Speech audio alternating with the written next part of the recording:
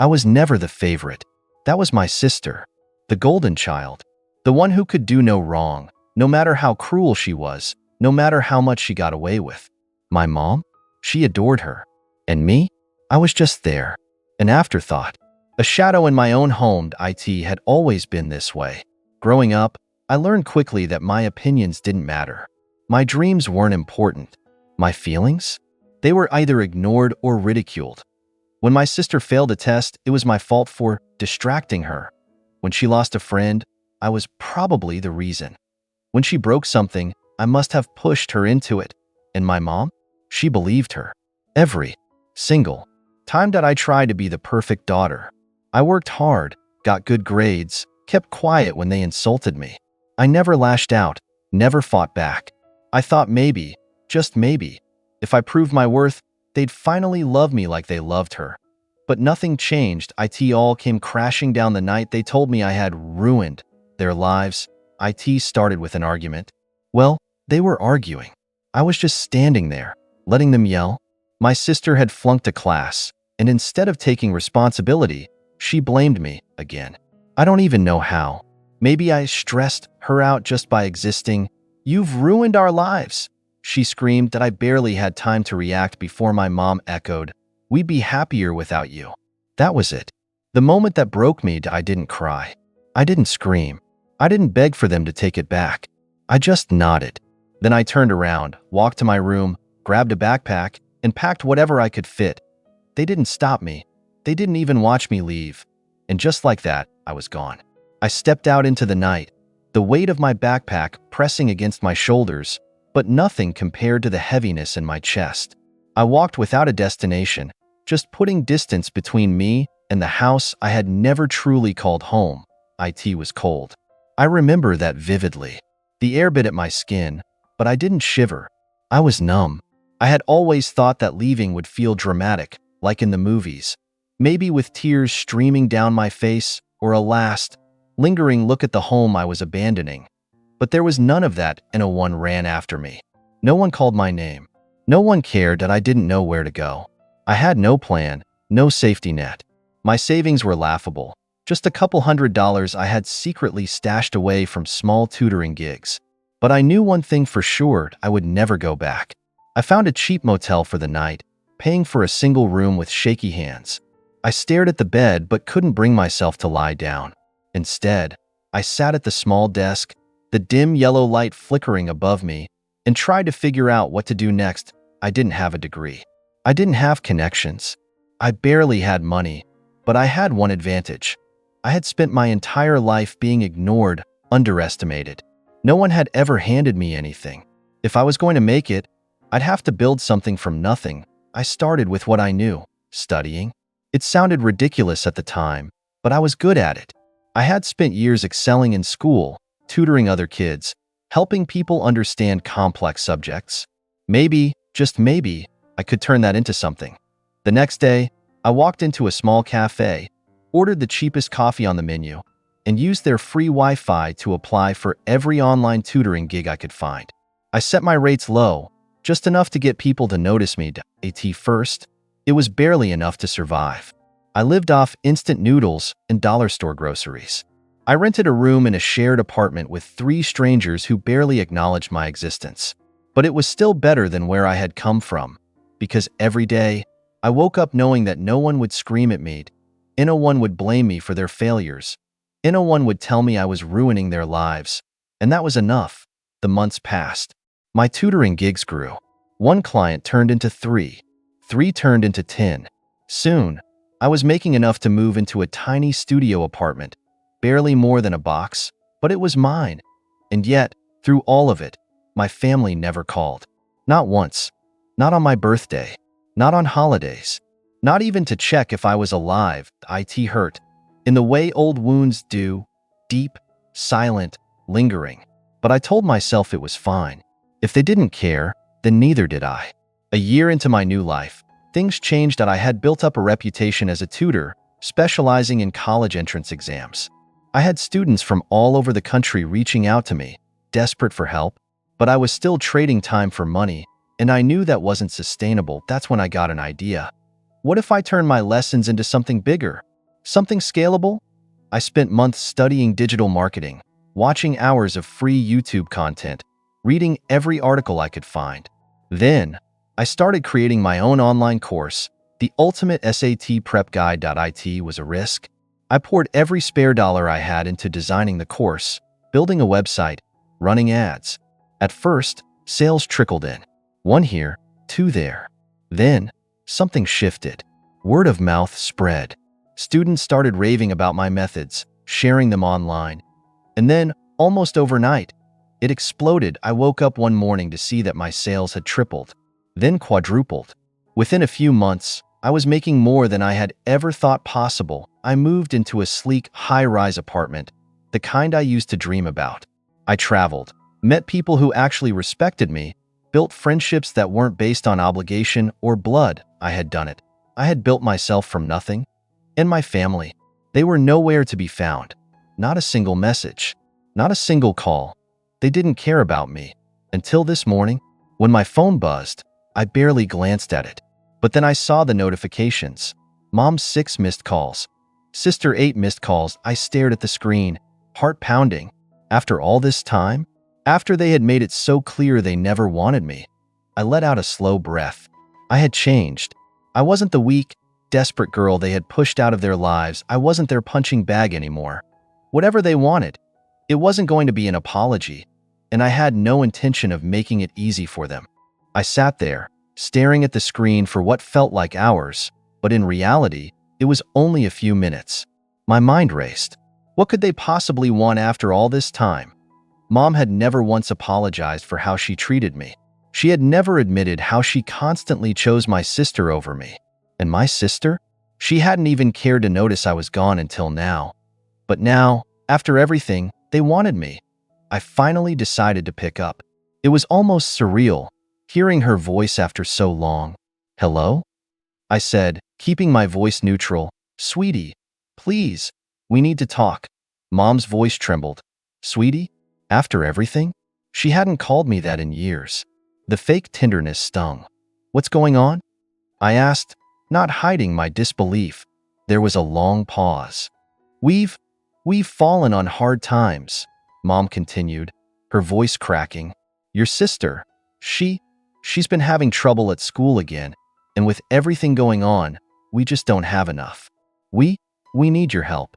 I bit my lip, feeling a strange mix of satisfaction and rage bubbling up inside me. This is why they were calling me now. What kind of help? I asked, keeping my tone calm. "We need money," she blurted out. "Your sister's tuition, it's due. And we have bills we can't pay. I know we've never been there for you.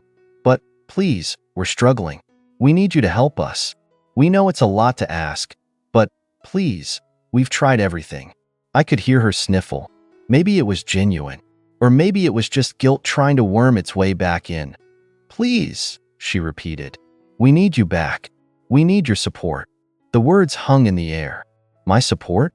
The same support they had rejected for years. I closed my eyes for a moment, trying to control the rush of emotions threatening to choke me. How could they think this was okay? It was the first time in a long time that I felt something other than indifference. It was laughable. "You're serious?" I said, a bitter laugh escaping my lips. "You really think I'll come back and help you after everything?" There was a pause, followed by my mom's desperate voice. "Please, don't do this. We know we messed up, but we're your family. You can't just leave us like this. You never cared about me when I needed you." I shot back, my voice trembling with suppressed anger. "You were too busy with your golden child. You let me disappear. You told me you'd be better off without me." I paused, feeling the rage bubble up in my chest, but I held it in check. I wasn't going to let them see how much they had hurt me. I wasn't going to let them twist this back on me. "I don't owe you anything," I said, every word sharp as glass. Another long pause. My sister's voice came through next, sounding frantic and panicked. I know I was horrible to you, but I need your help. I messed up, okay? I didn't mean it. I've been trying to fix things, but I don't know what to do anymore." I almost laughed. "Fix things? How did you fix years of pain?" "I don't want your apologies," I said coldly, "and I don't owe you my money or my help. You can figure it out just like I did.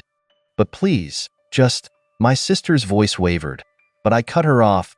No, you should have thought about this before you kicked me out of your lives. I could feel my heart racing as I hung up the phone, but the adrenaline wasn't just from anger. It was from the satisfaction. The satisfaction of knowing that they needed me. After years of silence, of pretending I didn't exist, they needed me. I stood up, pacing the room, letting the reality of the situation sink in. They weren't calling to apologize. They weren't calling because they missed me. They were calling because they needed me to fix their mess. And now that they were struggling, they realized what they had thrown away. But it didn't matter to me. They didn't deserve me anymore. That I was done. But deep down, a part of me wanted to make them beg a little longer. Make them squirm. The phone buzzed again. I glanced at the screen. It was Mom again. The same pleading tone in her message. Please, I know we can't undo the past, but we need you. I grinned. They had no idea what they were getting themselves into. The phone buzzed again, the screen lighting up with a new message from my mom. Please, I'm begging you. We don't know where else to turn. I stared at the message, my finger hovering over the screen. Part of me wanted to ignore it entirely. After all, hadn't I already given them my answer? But there was something about that desperation in her tone that made me hesitate for a moment. I shook my head. No, I wasn't going to soften. I wasn't going to be the one to make their lives better again. The thing is, I had built something for myself. My empire, so to speak. My success wasn't just about the money. It was about the power to decide who got to be a part of my life. And my family didn't deserve that privilege anymore. I set the phone down, walked to the window, and looked out at the city. From this vantage point, everything felt so distant, so small. The struggles of my old life felt like they belonged to someone else. I wasn't that person anymore. I wasn't their burden. Yet, the messages kept coming. I took a breath. I wasn't going to give in. I wasn't going to let them manipulate me with their guilt. And yet, deep down, there was a flicker of something. Maybe it was pity, maybe curiosity, maybe something darker. But I resisted. The next morning, I woke up to the sound of my phone vibrating on the nightstand again. A quick glance at the screen told me it was from my sister this time. I hesitated. Should I even bother reading this? But my thumb swiped across the screen before I could think about it too long. The message came in. I know I can't change the past, but I've been trying so hard to get into college. They rejected me, and now Mom's saying that if we don't get the money for the retake, I'll never make it. Please, please, I'm so sorry. I felt a pang of something unfamiliar. Not sympathy, not guilt, but something that made me pause. Was this genuine? Was this really my sister begging me, or was she just playing her part? I took a deep breath, my hand shaking as I typed my response. You never cared when I needed you. Why should I care now? I hit send, and the weight that settled in my chest felt heavier than I expected. There was a part of me that felt cold, detached, a protective armor I had built over the years. But another part of me, it wanted to believe her, but I couldn't. As the day went on, I continued working, but every time I glanced at my phone, there were more notifications, calls, texts, voicemails. They were relentless. I could feel their desperation creeping through the screen, through the words. They were starting to crumble under the weight of their own choices. But what did they expect from me? They had made their bed. They had chosen their path. Now it was time for them to face the consequences. But then, at 7 p.m., I saw something that made my heart skip a beat. A message from Mom. I need to talk to you. This isn't just about money. I know I messed up. We messed up. But I'm asking you, as a mother, to come home. I need you. We need you. Please don't leave us like this. I stared at the message, my thumb hovering over the keyboard. For a second, I actually considered calling her back. Maybe I could hear her out. Maybe I could find some way to make this work. But then I thought of everything they had put me through. The way they had treated me like I didn't matter. I wasn't just going to forget that. I wasn't their savior. With a deep exhale, I typed, "You had your chance. I'm done." I hit send, and something inside me cracked and I knew I had made the right choice. But at the same time, there was a lingering ache in my chest, because deep down, I couldn't help but wonder, what if this was their last cry for help? What if they really were suffering? But in the end, I had learned one thing. I couldn't fix them. They were beyond saving, and if they wanted anything from me, it had to be on my terms. I set my phone down and tried to forget about them. But the next evening, as I was sitting in my living room, scrolling through my phone, I heard a knock at the door. A sharp, quick rap, followed by a pause. I looked up, a little confused. Who could that be? I stood up and walked over to the door, the hairs on the back of my neck standing on end. Something didn't feel right. Peering through the peephole, my stomach dropped. There they were, Mom, Dad, and my sister, standing on my doorstep, looking like they hadn't slept in days. Their faces were tired, drawn, and pale.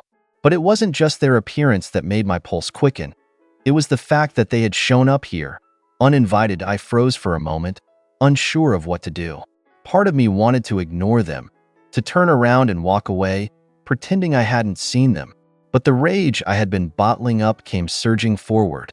I wasn't about to let them invade my space. After everything they'd done, I opened the door, just enough to see them fully. My heart was hammering in my chest. "What are you doing here?" I asked, my voice low but shaking with anger. Mom stepped forward first, her eyes wide with desperation.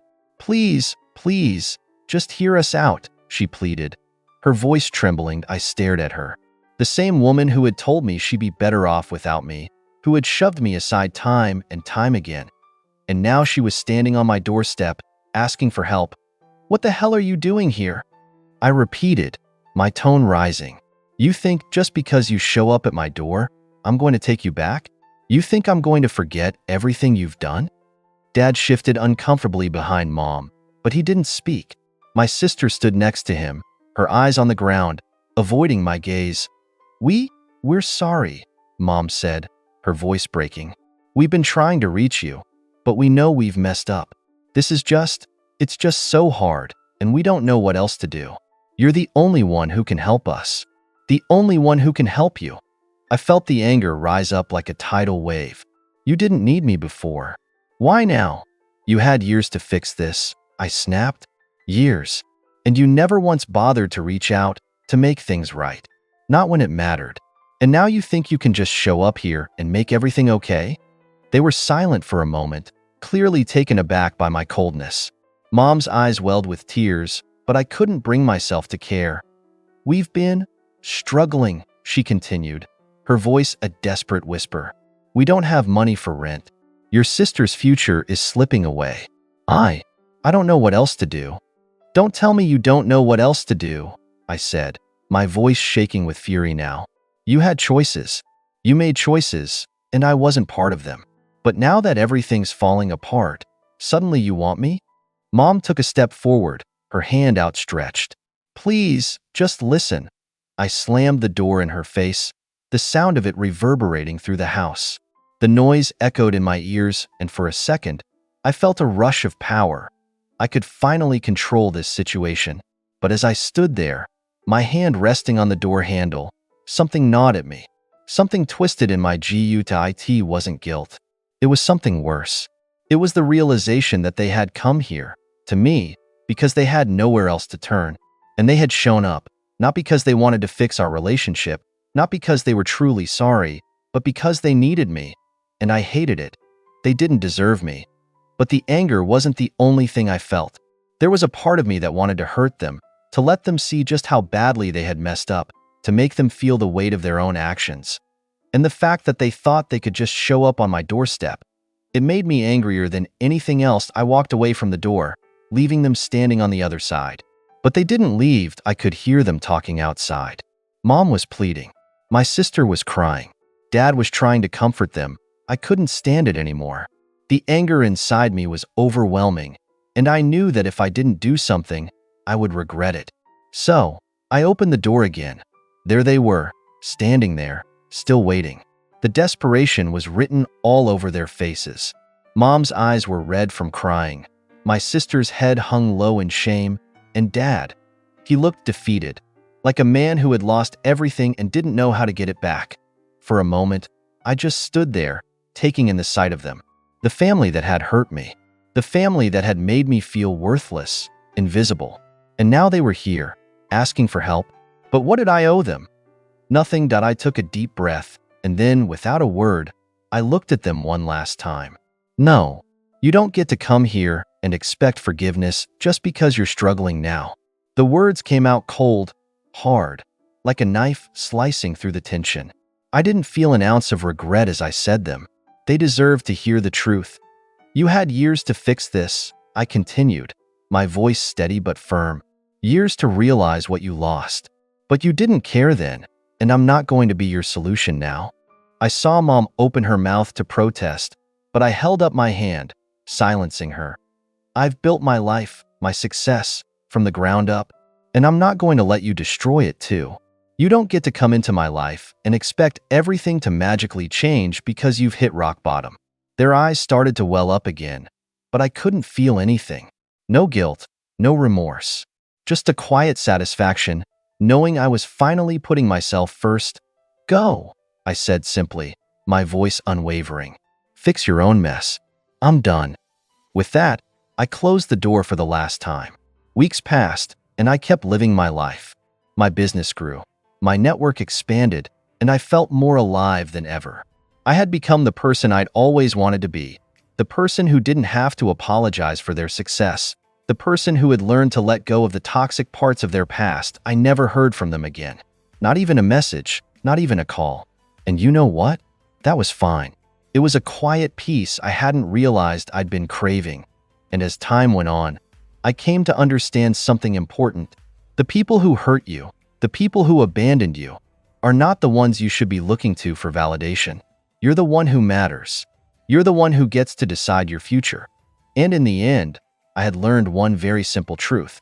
You can't keep giving to people who never gave you anything back. The door closed for good.